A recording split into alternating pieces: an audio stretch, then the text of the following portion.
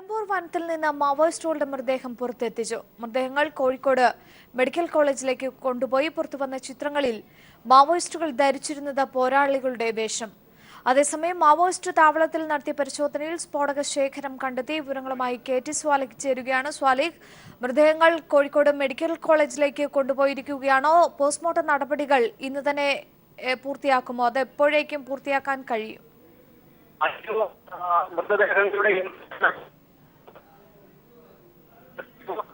ഇത് നേരെ Kozhikode medical college ആശുപത്രിയിലെ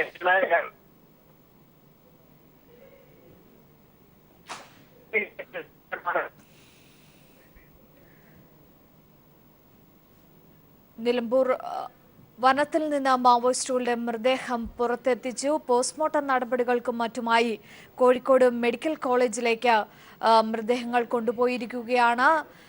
ഇന്ന് തന്നെ പോസ്റ്റ്മോർട്ടം പൂർത്തിയാക്കാമെന്നുള്ള നിഗമനത്തിലാണ് പോലീസ്. പ്രത്യേക സാഹചര്യം കണക്കിലെടുത്തുകൊണ്ട് രാത്രി വൈകിയും പോസ്റ്റ്മോർട്ടം നടത്തും എന്നുള്ള സൂചനകളാണ് ഇതുവരെ നൽകിയിരുന്നത്. അത്തരത്തിൽ തന്നെയാണ് കണക്കുകൂട്ടലുകളും. മറ്റു വാർത്തകളിലേക്ക് പോകുന്നു. കൊല്ലപ്പെട്ടവരുടെ മൃതദേഹം ഏറ്റെടുക്കാൻ തയ്യാറാണെന്ന് മനുഷ്യാവകാശ പ്രവർത്തകൻ ഗ്രോവാസു വ്യക്തമാക്കി. ബോഡി ഏറ്റെടുക്കാൻ ഞാൻ തയ്യാറാണ്. മറ്റ് രണ്ടുപേരുടെയും ബോഡി ഒരു അനാഥ ശവം എന്നുള്ള നിലയിൽ മറവ് ചെയ്യാൻ പാടില്ല. അവരെ ഏറ്റെടുക്കാൻ ഞാൻ തയ്യാറാണ്. ഇത് മാസത്തിൽ ഏറ്റുമുട്ടലാകാൻ ഒരു സാധ്യതയില്ല. എന്തുകൊണ്ടെന്ന് വെച്ചാൽ പോലീസുകാരുടെ ഒരു രോമത്തിന് പോലും പറ്റിയില്ല. പിന്നെ അതുമല്ല, റിപ്പോർട്ടിലും വലിയ പ്രശ്നങ്ങളുണ്ട്. ഇതിനെ സംബന്ധിച്ചിട്ട് ഒരു ജുഡീഷ്യൽ അന്വേഷണം വേണമെന്ന് തന്നെയാണ് നമ്മൾ ആവശ്യപ്പെടുക. ഒരു മനുഷ്യാവകാശ പ്രവർത്തകൻ എന്നുള്ള നിലയിൽ ഞാൻ അതിനു വേണ്ടിയിട്ട് കോടതിയിൽ പോവുകയും ചെയ്യും. മറ്റ് സംസ്ഥാനങ്ങളിലെ മാവോയിസ്റ്റ് വേട്ട കേരളത്തിൽ വേണ്ടെന്ന് CPI സംസ്ഥാന സെക്രട്ടറി കാനം രാജേന്ദ്രൻ അഭിപ്രായപ്പെട്ടു. ആളുകളിൽ നിന്ന് നക്സലൈറ്റ് മാവോയിസ്റ്റ് പ്രവർത്തനം നടത്തി എന്ന് ആരോപിച്ച് ആളുകളെ വെടിവെച്ചു കൊന്നു എന്ന് പത്രവാർത്ത വന്നു. മനുഷ്യനെ അഭിപ്രായം പറയുന്ന മനുഷ്യനെ വെടിവെച്ച് കൊല്ലാൻ ആർക്കാണ് അവകാശമുള്ളത്? ആദിവാസികൾക്കും പട്ടികജാതി പട്ടികവർഗ വിഭാഗങ്ങൾക്കിടയിലും പ്രവർത്തിക്കുന്ന നിരവധിയായിട്ടുള്ള ആളുകളുണ്ട്. അവർ ഉയർത്തുന്ന മുദ്രാവാക്യത്തിന്റെ, അവരുയർത്തുന്ന ആവശ്യത്തിന്റെ അത് ശരിയാണോ തെറ്റാണോ എന്ന് പരിശോധിക്കുന്നതിന് പകരം ആ ഉയർത്തിയ ശബ്ദം ഇല്ലാതാക്കാൻ ശ്രമിക്കുന്നത് ഒരു പരിഷ്കൃത സമൂഹത്തിന് ഒരിക്കലും യോജിക്കുന്ന കാര്യം. നിലമ്പൂർ വനത്തിൽ നിന്ന് മാവോയിസ്റ്റുകളുടെ മൃതദേഹം പുറത്തെത്തിച്ചു. മൃതദേഹങ്ങൾ കോഴിക്കോട് മെഡിക്കൽ കോളേജിലേക്ക് കൊണ്ടുപോയിരിക്കുകയാണ്. സ്വാലിഹ് ഒരിക്കൽ കൂടി ചേരുകയാണ്. സ്വാലിഹ്, മൃതദേഹങ്ങൾ മെഡിക്കൽ കോളേജിൽ എത്തിച്ചു കഴിഞ്ഞിരിക്കുന്നു. എപ്പോഴായിരിക്കും പോസ്റ്റ്മോർട്ടം നടപടികൾ പൂർത്തിയാക്കുക?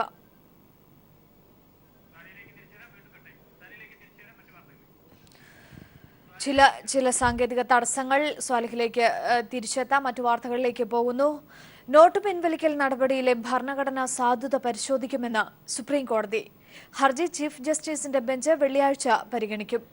അതേസമയം അസാധുവായ നോട്ടുകൾ റിസർവ് ബാങ്കിൽ നിന്ന് മാറ്റാമെന്ന് കേന്ദ്ര സർക്കാർ അറിയിച്ചു.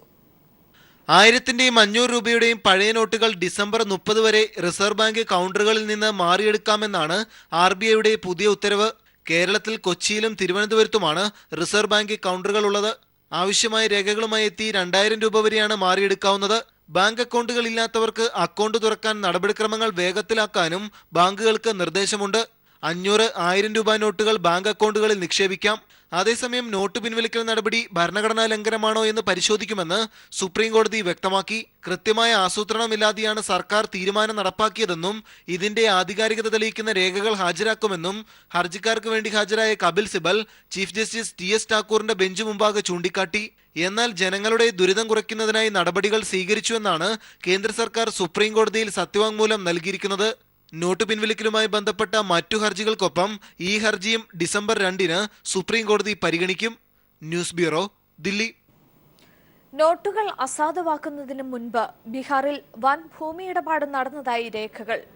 ബീഹാറിലെ BJP നേതാക്കളാണ് നവംബർ ആദ്യവാരത്തിൽ ഭൂമി ഇടപാടുകൾ നടത്തിയത്. ക്യാഷ് ന്യൂസാണ് രേഖകൾ സഹിതം വാർത്ത പുറത്തുവിട്ടത്. 8 ലക്ഷം മുതൽ 1.16 കോടി വരെ വിലയുള്ള 10ഓളം ഭൂമി ഇടപാടുകളാണ് നടന്നത്. ബിജെപി ദേശീയ അധ്യക്ഷൻ അമിത്ഷായ്ക്ക് വേണ്ടിയും വീട് വാങ്ങിയതായി വെളിപ്പെടുത്തുന്നു. കേന്ദ്ര സർക്കാർ 1000 രൂപ 500 രൂപ നോട്ടുകൾ അസാധുവാക്കുന്നതിന് തൊട്ടുമുമ്പ് ബിജെപി ബംഗാൾ ഘടകം 3 കോടി രൂപയുടെ ബാങ്ക് നിക്ഷേപം നടത്തിയിരുന്നു. ഇതിനു പിന്നാലെ ഇപ്പോഴിതാ ബീഹാറിൽ നിന്ന് രാജ്യത്ത് നടക്കുന്ന വലിയൊരു വെളിപ്പെടുത്തൽ. നോട്ടുകൾ അസാധുവാക്കിയത് നവംബർ 8-നായിരുന്നു. എന്നാൽ ബീഹാറിലെ ബിജെപി നേതാക്കൾ നവംബർ ആദ്യവാരത്തിൽ 8 ലക്ഷം രൂപ മുതൽ 1.16 കോടി വരെ വിലയുള്ള 10ലേറെ ഭൂമി ഇടപാടുകൾ നടത്തിയെന്ന് ക്യാഷ് ന്യൂസ് വെളിപ്പെടുത്തുന്നു. ഭൂമി വാങ്ങിക്കൂട്ടുന്നതിനായുള്ള പണം നൽകിയത് ബിജെപി നേതൃത്വമാണെന്നും ഇവിടെ മാത്രമല്ല എല്ലായിടത്തും ഭൂമി വാങ്ങിയിട്ടുണ്ടെന്നും ബീഹാറിലെ ബിജെപി നിയമസഭാംഗമായ സഞ്ജയ് ചൗരസ്യ ക്യാച്ച് ന്യൂസിനോട് പറഞ്ഞു. ചിലയിടങ്ങളിൽ ഭൂമി വാങ്ങിയത് ബിജെപി അധ്യക്ഷൻ അമിത്ഷായ്ക്ക് വേണ്ടിയാണെന്നും ക്യാച്ച് ന്യൂസ് ചൂണ്ടിക്കാണിക്കുന്നു. 1000, 500 രൂപ നോട്ടുകൾ അസാധുവാക്കിയ നടപടി മുൻകൂട്ടി ആരും അറിഞ്ഞിരുന്നില്ലെന്ന പ്രധാനമന്ത്രിയുടെ വാദമാണ് ഇതോടെ പൊളിയുന്നത്. മാത്രമല്ല ബിജെപി നേതാക്കൾ തന്നെ കള്ളപ്പണം വൻതോതിൽ വെളുപ്പിച്ചെന്ന ആരോപണങ്ങൾക്ക് സാധുത പകരുന്നതാണ് ഇപ്പോഴത്തെ വെളിപ്പെടുത്തൽ. News desk. മലയാള സിനിമാ താരജോഡികളായ ദിലീപും കാവ്യ മാധവനും വിവാഹിതരായി. എറണാകുളത്തെ ഹോട്ടൽ വേദാന്തയിൽ രാവിലെ 9:50 മുഹൂർത്തത്തിലായിരുന്നു താലികെട്ട്. സിനിമാ മേഖലയിൽ നിന്നുള്ള നിരവധി പേർ ചടങ്ങിൽ സംബന്ധിച്ചു. കഴിഞ്ഞ വർഷങ്ങളായി പ്രചരിക്കുന്ന ഗോസിപ്പുകൾക്ക് സിനിമാറ്റിക് പരിസമാപ്തി. സിനിമയെ വെല്ലുന്ന ക്ലൈമാക്സ്. ദിലീപ് കാവ്യമാധവൻ വിവാഹം കൊച്ചിയിലെ ഹോട്ടൽ വേദാന്തയിൽ 9-നും 10-നും ഇടയിൽ നടക്കുമെന്ന വാർത്ത പുറത്തറിയുന്നത് തന്നെ രാവിലെ 8:30-യോടെ. ഇരുവരുടെയും കുടുംബാംഗങ്ങൾ, അടുത്ത സുഹൃത്തുക്കൾ, സിനിമാ മേഖലയിൽ നിന്നുള്ള പ്രമുഖർ എന്നിവർക്ക് മാത്രമേ വിവാഹത്തിന് ക്ഷണമുണ്ടായിരുന്നുള്ളൂ. വിവാഹത്തിനുള്ള ക്ഷണം ലഭിച്ചത് തന്നെ ഇന്നലെ രാത്രിയോടെയായിരുന്നു എന്നാണ് ഇരുവരുടെയും സുഹൃത്തുക്കൾ പറഞ്ഞത്. 9:30-യോടെ മകൾ മീനാക്ഷിക്കൊപ്പം ദിലീപും മാതാപിതാക്കൾക്കൊപ്പം കാവ്യയും വിവാഹം നടക്കുന്ന ഹാളിലേക്ക്. മമ്മൂട്ടി അടക്കമുള്ള പ്രമുഖരുടെ ആശീർവാദം വാങ്ങി താരജോഡികൾ മണ്ഡപത്തിലേക്ക്. 9:50 മുഹൂർത്തത്തിൽ വാദ്യമേളങ്ങളുടെ അകമ്പടി ഒന്നുമില്ലാതെ ദിലീപ് കാവ്യയുടെ കഴുത്തിൽ താലി ചാർത്തി. കല്യാണഹാരം പരസ്പരമണിയിച്ച് ലളിതമായ വിവാഹ ചടങ്ങുകൾ അവസാനിച്ചു. മുൻകൂട്ടിയെടുത്ത തീരുമാനമായിരുന്നില്ലെന്ന് വിവാഹശേഷം താരജോഡികൾ മാധ്യമങ്ങളോട് പ്രതികരിച്ചു.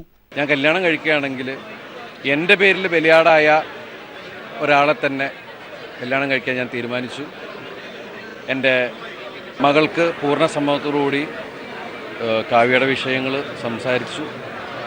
അങ്ങനെയാണ് ഞങ്ങൾ അവരുടെ വീട്ടുകാരുമായി സംസാരിച്ചു. ഇതെല്ലാം വിതിൻ ഡേയ്സ് എന്ന് പറയുന്ന പോലെ ഉണ്ടായതാണ്. എല്ലാം ഭംഗിയായിട്ട് കഴിഞ്ഞു. എല്ലാവരും സപ്പോർട്ട് ചെയ്യുക, പ്രാർത്ഥിക്കുക, നല്ലൊരു ജീവിതം ഉണ്ടാവണം. ചടങ്ങിലുടനീളം ദിലീപ് മീനാക്ഷിയെ തൻ്റൊപ്പം ചേർത്ത് നിർത്തിയിരുന്നു. മകൾ മീനാക്ഷിയുടെ സമ്മതത്തോടെയാണ് വിവാഹമെന്ന ദിലീപിന്റെ വാദം മീനാക്ഷിയും ശരിവെച്ചു. ഞാനാണ് അച്ഛനോട് പറഞ്ഞത്, സന്തോഷമാണ്. ക്ഷണിക്കപ്പെട്ടവർക്ക് ഹോട്ടലിൽ തന്നെ സദ്യ ഒരുക്കിയിരുന്നു. എന്നാൽ പ്രിയ താരങ്ങളുടെ വിവാഹ വാർത്തയറിഞ്ഞ് ഹോട്ടലിലേക്ക് എത്തിയ ആരാധകർക്ക് വിവാഹം കാണാൻ കഴിഞ്ഞില്ല. ഹോട്ടലിനുള്ളിലേക്ക് ഇവർക്ക് പ്രവേശനം അനുവദിച്ചിരുന്നില്ല. ഹോട്ടലിന് പുറത്ത് താരദമ്പതികളെ കാണാൻ അവർ കാത്തുനിന്നു. ഏറെ നാളത്തെ ഗോസിപ്പുകൾ അവസാനിപ്പിക്കാനായി എന്നതിലപ്പുറം സന്തുഷ്ടരാണ് ദിലീപും കാവ്യയും, ഒപ്പം മലയാള സിനിമാ ലോകവും. അലക്സ് റാം മുഹമ്മദ്, കൊച്ചി. മലയാള ചലച്ചിത്ര ലോകത്തെ പ്രമുഖർ ദിലീപിനും കാവ്യയ്ക്കും ആശംസകൾ നേരാനെത്തി. മമ്മൂട്ടി, ജയറാം, സിദ്ദിഖ്, ജനാർദ്ദനൻ, മീര ജാസ്മിൻ തുടങ്ങിയ താരങ്ങൾക്ക് പുറമെ കൈരളി TV MD ജോൺ ബ്രിട്ടാസ് അടക്കമുള്ള പ്രമുഖരും ചടങ്ങിൽ പങ്കെടുത്തു. കൊച്ചിയിലെ സ്വകാര്യ ഹോട്ടലിൽ നടന്ന താരവിവാഹ ചടങ്ങിൽ ചലച്ചിത്ര ലോകത്തെ ഒട്ടുമിക്ക പ്രമുഖരും പങ്കെടുത്തു. നടൻ മമ്മൂട്ടി, കൈരളി TV MD ജോൺ ബ്രിട്ടാസ് തുടങ്ങിയവർ ദിലീപിനും കാവ്യയ്ക്കും ആശംസകൾ നേർന്നു. ജയറാം, സിദ്ദിഖ്, ജനാർദ്ദനൻ, മീര ജാസ്മിൻ, നരേൻ, കവിയൂർ പൊന്നമ്മ, KPC ലളിത, ജോമോൾ, ചിപ്പി, മേനക, സലീം കുമാർ തുടങ്ങിയ താരങ്ങൾക്ക് പുറമെ സംവിധായകരായ ജോഷി, സിദ്ദിഖ്, ലാൽ, കമൽ, നിർമ്മാതാക്കളായ സുരേഷ് കുമാർ, രഞ്ജിത്ത് എന്നിവരെല്ലാം താരദമ്പതികൾക്ക് ആശംസകൾ നേർന്നു. നോട്ട് പിൻവലിച്ച അപ്രതീക്ഷിത വാർത്ത കേട്ടതുപോലെ മറ്റൊരു അപ്രതീക്ഷിത വാർത്തയായിരുന്നു ദിലീപിന്റെയും കാവ്യയുടെയും വിവാഹമെന്ന് നടി ലക്ഷ്മിപ്രിയ പറഞ്ഞു. TV വെച്ച് നോക്കാം എന്ന് പറഞ്ഞ് നോക്കുമ്പോഴാണ് ഇത് കാണുമ്പോൾ ശരിക്കും നോട്ട് പിൻവലിച്ചപ്പോൾ ഒരു ഷോക്കില്ലേ, ആ ഷോക്കാണ് ശരിക്കും എനിക്ക് ഫീൽ ചെയ്തിട്ടുള്ളത്. ഇന്നലെ രാത്രി അപ്രതീക്ഷിതമായാണ് വിവാഹത്തിന് ക്ഷണം ലഭിച്ചതെന്ന് കാവ്യയുടെ സുഹൃത്തു കൂടിയായ സുജ കാർത്തിക പറഞ്ഞു. ഇന്നലെ രാത്രി, ഇന്ന് രാവിലെ പട്ടുസാരി എടുത്തിട്ട് വരാൻ പറഞ്ഞു വേദാന്തയിൽ. ഞങ്ങൾ വന്നു, കല്യാണം കണ്ടു. ചടങ്ങിനെത്തിയ ദിലീപിന്റെ സുഹൃത്തുക്കളായ സലീം കുമാറിനും ജോർജിനുമെല്ലാം ഇതേ അനുഭവമായിരുന്നു. ഞാൻ തന്നെ വെന്യൂ അറിയുന്നത് ഇന്നലെ രാത്രിയാണ്. അടുത്ത ആളുകൾ മാത്രമേ ഇവിടെ വന്നിട്ടുള്ളൂ.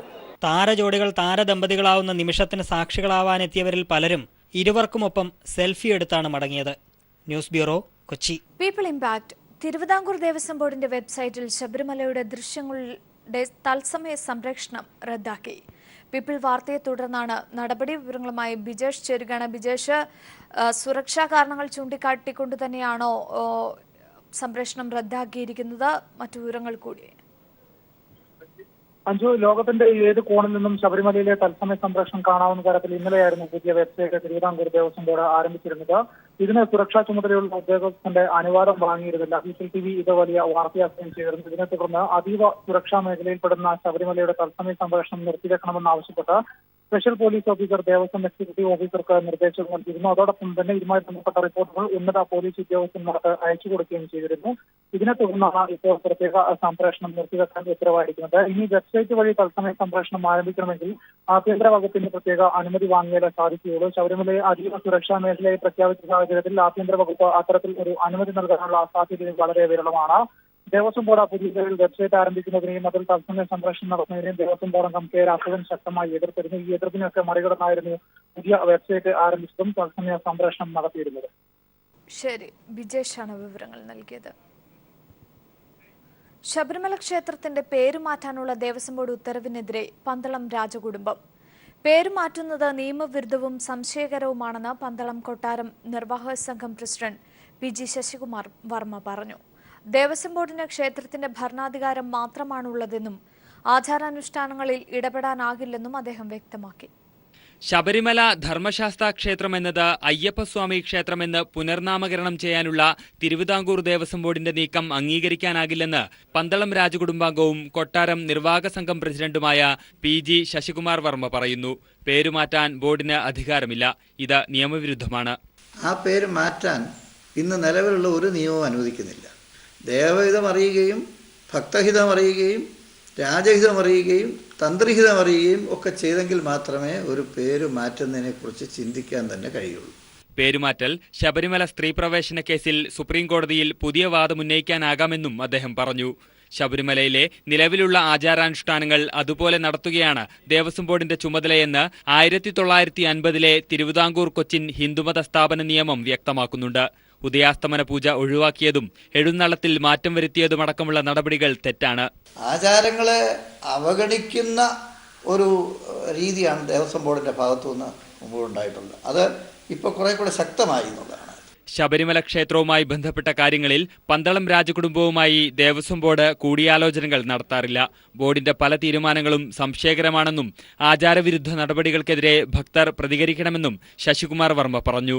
ജിതിൻ ചന്ദ്രൻ, തിരുവനന്തപുരം. വടക്കാഞ്ചേരി പീഡന കേസിലെ ഇരയുടെ പേര് വെളിപ്പെടുത്തിയ അനിൽ അക്കരെ MLA-ക്കെതിരെ പരാതി. DGP, തൃശൂർ ACP എന്നിവർക്കും വനിതാ കമ്മീഷനുമാണ് പരാതി ലഭിച്ചത്. തൃശൂർ പറപ്പൂക്കര സ്വദേശി PC രവിയാണ് പരാതി നൽകിയത്. പരാതിക്കാരി പറയുന്നത് ജയന്തനും കൂട്ടാളികളും. തൃശൂർ DCC ഓഫീസിൽ വിളിച്ചു ചേർത്ത വാർത്താ സമ്മേളനത്തിൽ അനിലക്കര MLA പീഡനത്തിന് ഇരയായ വീട്ടമ്മയുടെ പേര് പരസ്യമാക്കി എന്ന വാർത്തയുടെ അടിസ്ഥാനത്തിലാണ് പറപ്പൂക്കര സ്വദേശി PC രവി പരാതി നൽകിയത്. മാധ്യമങ്ങൾക്ക് മുന്നിൽ പലതവണ ഇരയുടെ പേര് വെളിപ്പെടുത്തിയ അനിലക്കരയ്ക്കെതിരെ ഇന്ത്യൻ ശിക്ഷാ നിയമം 228A വകുപ്പ് പ്രകാരം കേസെടുക്കണമെന്നാണ് പരാതി. പത്രവാർത്തകളും വീഡിയോ ദൃശ്യങ്ങളും ഉൾപ്പെടുത്തിയാണ് DGP, തൃശൂർ ACP എന്നിവർക്കും ദേശീയ സംസ്ഥാന വനിതാ കമ്മീഷനുകൾക്കും പരാതി ലഭിച്ചത്.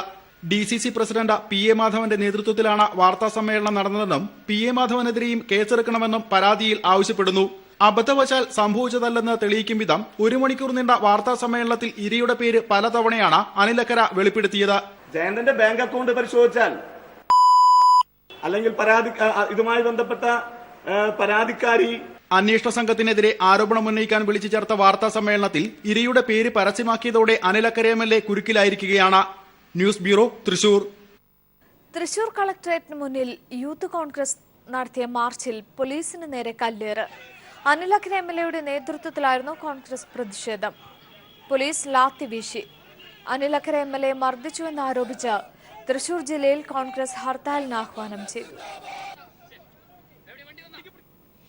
പോലീസ് സേനയിലെ ക്രിമിനൽ വാസനയുള്ളവർക്ക് ശക്തമായ താക്കീത് നൽകി മുഖ്യമന്ത്രി പിണറായി വിജയൻ. സ്റ്റേഷനുകളിൽ കാടൻ രീതികൾ എടുക്കുന്നവർക്കെതിരെ ശക്തമായ നടപടി ഉണ്ടാകുമെന്നും സാമൂഹ്യവിരുദ്ധ മാഫിയകളെ ഇല്ലായ്മ ചെയ്യുമെന്നും മുഖ്യമന്ത്രി പറഞ്ഞു.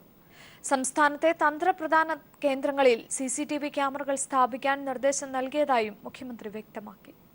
വഴിവിട്ട പ്രവർത്തനങ്ങൾക്കുള്ള ലൈസൻസായി ജോലിയെ ഉപയോഗിക്കുന്ന പോലീസുകാർക്കാണ് മുഖ്യമന്ത്രി പിണറായി വിജയൻ താക്കീത് നൽകിയത്. കാടൻ രീതികൾ ഉപയോഗിച്ച് പ്രതികളെ ചോദ്യം ചെയ്യുന്നവർക്കെതിരെ നടപടിയുണ്ടാകുമെന്നും തൃശൂർ പോലീസ് അക്കാദമിയിൽ നടന്ന പാസിംഗ് ഔട്ട് പരേഡിൽ മുഖ്യമന്ത്രി പറഞ്ഞു. ഒരു പോലീസ് സ്റ്റേഷനകത്തെത്തുന്ന ഒരാളുടെ പാദത്തിൽ കസേല കയറ്റി വെച്ച് അതിന്റെ മേലെ ഒരാൾ ഇരുന്നാലുള്ള അനുഭവം എന്തായിരിക്കും? ആര് കൊടുത്തു ആ അധികാരം? ആ പോലീസ് ഉദ്യോഗസ്ഥന്. ഏതെങ്കിലും തെറ്റായ നടപടികൾ ഉണ്ടായാൽ പോലീസ് സേനയിലെ അംഗമാണ് എന്നതുകൊണ്ട് സംരക്ഷണം ലഭിക്കില്ല. ഒരു പ്രത്യേക ബാച്ചിൽ പുറത്തിറങ്ങിയ പോലീസുകാർ ക്രിമിനൽ സ്വഭാവമുള്ളവരാണെന്നും പരിശീലനം നൽകുന്നവർ ഇക്കാര്യം ശ്രദ്ധിക്കണമെന്നും മുഖ്യമന്ത്രി കൂട്ടിച്ചേർത്തു. എന്താണോ ചെയ്യാൻ പാടില്ലാത്തത് അങ്ങനെ ചെയ്യാൻ പാടില്ലാത്തത് ചെയ്യുന്നവരാണ് എന്നാണ് പറയുന്നത്. ഇത് നേരിട്ടുള്ള സംസാരത്തിൽ ഞാൻ കേട്ട കാര്യമാണ്. നിയമവിരുദ്ധ കാര്യങ്ങൾ ചെയ്യാനുള്ള അവകാശം കയ്യിൽ കിട്ടിയെന്ന് ധരിക്കരുത്. പോലീസിന്റെ മോശം വിശേഷണങ്ങൾ തിരുത്താൻ ശക്തമായ നടപടികൾ സ്വീകരിക്കും. സംസ്ഥാനത്തെ തന്ത്രപ്രധാന കേന്ദ്രങ്ങളിൽ CCTV ക്യാമറകൾ സ്ഥാപിക്കുമെന്നും സാമൂഹ്യ വിരുദ്ധ മാഫിയകൾക്കെതിരെയുള്ള നടപടികൾ കർക്കശമാക്കുമെന്നും മുഖ്യമന്ത്രി കൂട്ടിച്ചേർത്തു. അത്തരം മാഫിയ രീതികളോടൊന്നിനോടും ഒരു വിട്ടുവീഴ്ചയും കാണിക്കാൻ പറ്റില്ല. ഒരു നിയമവിരുദ്ധ പ്രവർത്തനം നടത്തുന്നവർക്കും ഒരു തരത്തിലുള്ള സംരക്ഷണവും ലഭിക്കരുത്. News bureau, Thrissur. CITU 15ാമത് അഖിലേന്ത്യാ സമ്മേളനത്തിന് നാളെ ഒഡീഷയിലെ പുരിയിൽ തുടക്കമാകും. വിവിധ സംസ്ഥാനങ്ങളിൽ നിന്നായി 2000 പ്രതിനിധികൾ സമ്മേളനത്തിൽ പങ്കെടുക്കും. നാളെ വൈകുന്നേരം നടക്കുന്ന തൊഴിലാളി റാലിയിൽ 1,00,000 പേർ അണിനിരക്കും. നാളെ രാവിലെ 10 മണിക്ക് പുരി കടൽ തീരത്ത് പ്രത്യേകം തയ്യാറാക്കിയ സമ്മേളന നഗരിയിൽ CITU 15ാമത് അഖിലേന്ത്യാ സമ്മേളനത്തിന് കൊടിയുയരും. അഖിലേന്ത്യാ പ്രസിഡന്റ് AK പത്മനാഭൻ ഉദ്ഘാടനം ചെയ്യും. ഉദ്ഘാടന സമ്മേളനത്തിൽ INTUC ദേശീയ അധ്യക്ഷൻ doctor G Sanjeeva Reddy, AITUC president Jogendranath Tripathi ഉൾപ്പെടെ 9 കേന്ദ്ര ട്രേഡ് യൂണിയൻ നേതാക്കൾ പങ്കെടുക്കും. വിവിധ സംസ്ഥാനങ്ങളിൽ നിന്നായി 500 വനിതകൾ ഉൾപ്പെടെ 2000 പ്രതിനിധികളാണ് സമ്മേളനത്തിൽ പങ്കെടുക്കുന്നത്. ഒരുക്കങ്ങൾ പൂർത്തിയായതായി CITU അഖിലേന്ത്യാ സെക്രട്ടറി K ഹേമലത പറഞ്ഞു. And then around 2000 delegates will come from all over the country. And the schedule is tomorrow at 26th, 10 o'clock we'll start the inaugural session. Comrade AK Padmanabhan, our president, will inaugurate. നാളെ ഉച്ചതിരിഞ്ഞ് 1,00,000-ലധികം പേർ പങ്കെടുക്കുന്ന rally Puri railway station പരിസരത്ത് നിന്നും ആരംഭിക്കും. വൈകുന്നേരം 6 മണിക്ക് സഖാവ് സമർ മുഖർജി നഗറിൽ പ്രതിനിധി സമ്മേളനം തുടങ്ങും. 5 ദിവസം നീണ്ടു നിൽക്കുന്ന സമ്മേളനത്തിൽ കാർഷിക പ്രതിസന്ധി, ഒഡീഷയിലെ വ്യവസായ വികസനം തുടങ്ങി വിവിധ വിഷയങ്ങളിൽ സെമിനാറുകളും ഉണ്ടാകും. തൊഴിലാളികളുടെ മഹാസംഗമത്തിന് വേദിയാകാൻ ഒഡീഷയിലെ കടലോര പട്ടണമായ പുരി പൂർണ്ണമായും ഒരുങ്ങിക്കഴിഞ്ഞു. സമ്മേളന നഗരിയിൽ നിന്നും ക്യാമറമാൻ രാജീവ് കണ്ണാടിക്കൊപ്പം M സന്തോഷ്. മന്ത്രി G സുധാകരൻ കഥാകൃത്ത് T പത്മനാഭനെ സന്ദർശിച്ചു. വർഷങ്ങൾ പഴക്കമുള്ള സൗഹൃദം പുതുക്കാനായിരുന്നു സുധാകരന് സന്ദർശനം നടത്തിയത്. മലയാളത്തിന് നല്ല കഥകൾ മാത്രം സമ്മാനിച്ച കഥാകാരൻ T പത്മനാഭൻ ഇന്ന് ഏറെ സന്തോഷത്തിലായിരുന്നു. താനുൾപ്പെട്ട സാഹിത്യ സഹകരണ സംഘത്തെ അതിന്റെ സുവർണകാലത്തിനു ശേഷം നാശോന്മുഖമായ അവസ്ഥയിൽ നിന്നും കൈപിടിച്ചുയർത്തിയ മന്ത്രി G സുധാകരന്റെ സന്ദർശനം, അതിൽ ഏറെ സന്തുഷ്ടരായിരുന്നു ഇരുവരും. സാഹിത്യ പ്രവർത്തക സഹകരണ സംഘം ലോകത്തിലെ തന്നെ ഏറ്റവും വലിയൊരു സംഘടനയായിരുന്നു. പിന്നെ പതുക്കെ അത് നശിച്ചു. ഇനി അതിന് ഉയർത്തെഴുന്നേൽപ്പില്ല എന്ന് ഉറപ്പായപ്പോൾ അതിനെ ഉദ്ധരിച്ചു കൊണ്ടുവന്ന ആളായത്. അപ്പോൾ ഈ തവണ മിനിസ്റ്റർ ആയപ്പോൾ ഞാൻ ആദ്യമായിട്ട് മലബാറി വരും. 6 മാസം ഞാൻ വന്നിട്ടില്ല. നമ്മുടെ മലയാളത്തിലെ എക്കാലത്തെയും ഇതിഹാസ കഥാകാരനാണല്ലോ. ആവശ്യമില്ലാതെ സംസാരിച്ചാൽ അതൊരു സംസാരമായിരിക്കും. സവിശേഷമായ മറ്റ് ആർക്കില്ലാത്ത സവിശേഷമായ ഒരു വ്യക്തിത്വമല്ലേ. വ്യക്തിത്വത്തിലും ഏറെ സാമ്യമുണ്ടെന്നായി അടുത്ത കമന്റ്. പിന്നെ നമ്മൾ തമ്മിൽ പല ക്വാളിറ്റീസ്, ഒരേപോലത്തെ ക്വാളിറ്റീസ് ഉണ്ട്. ഒന്നും ഒളിച്ചു വെക്കൂല, പറഞ്ഞു കഴിയും, മനസ്സിൽ വന്നാൽ പറയും. പിന്നീട് പൊതുമരാമത്ത് മന്ത്രിയോട് ആശുപത്രിക്ക് മുൻപിലെ ഹമ്പ് എടുത്തു കളയണമെന്ന അപേക്ഷ. എല്ലാ ആശുപത്രിന്റെ മുമ്പിലും ഡിവൈഡറിന് ഗ്യാപ്പ് ഇപ്പോൾ ശരിയാക്കാമെന്ന മറുപടി. ഞങ്ങളെ കൊണ്ട് പോകും. PV Joshila, news bureau, Kannur.